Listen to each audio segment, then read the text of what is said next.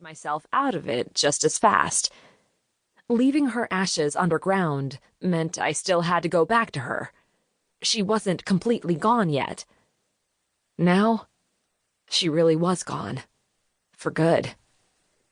With a deep breath, I dried my cheeks with the back of my hand. I'd grieved for my mother for a long time after she passed away. Doing it again would not be something she'd want. It wasn't something I wanted either. I'd hold on to her ashes forever. It was the best the world could give me. The day before, I'd asked my aunt to join me for the ceremony. For the sake of my mother, because she deserved more than one person to tell her goodbye. But Amelia had refused. With tears in her eyes, she said that she couldn't, then ran out of the room. Trying to tell myself that I understood her didn't help. I was angry, yes, but I was more disappointed. With my bag in one hand and the urn in the other, I made my way out of the park, the silence of the night following me. The piece of shit car I'd bought by selling one of my mother's pearl necklaces took 4 tries until the ignition roared to life. A very weak and painful roar, but at least the wheels worked.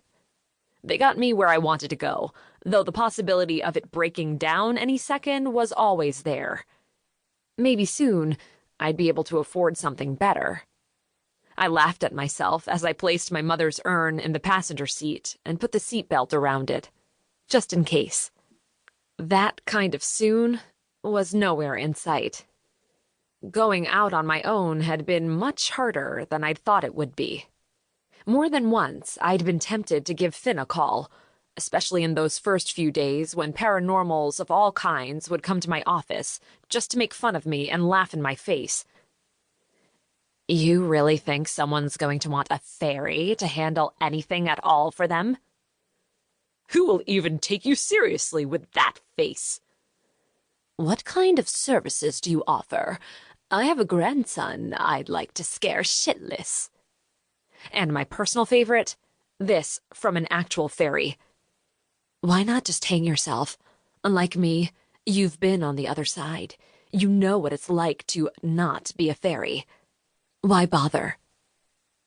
Most times, I tried to push it all away, not let it get to me. Most times, I failed. I'd been so positive in the beginning. I thought I'd teach the world to look deeper, to see more than the surface. So far, I hadn't managed to do a single fucking thing.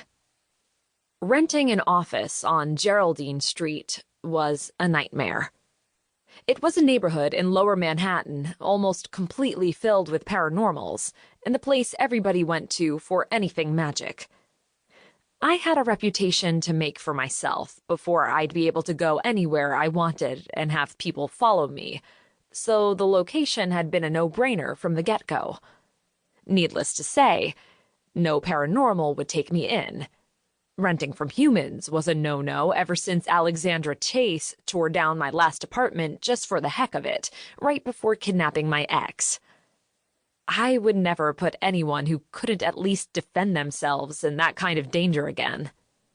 Lucky for me, or unlucky, there was one small office for rent that nobody wanted to even get close to because of the owner.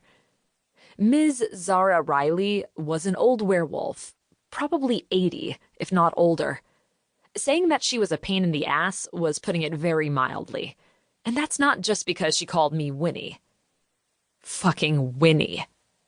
Her apartment was right above the office she rented. This made it easier for her to come down a flight of stairs and right into the office. She had the key, too, and whether you liked it or not, she was going to stay in there with you from morning until 4.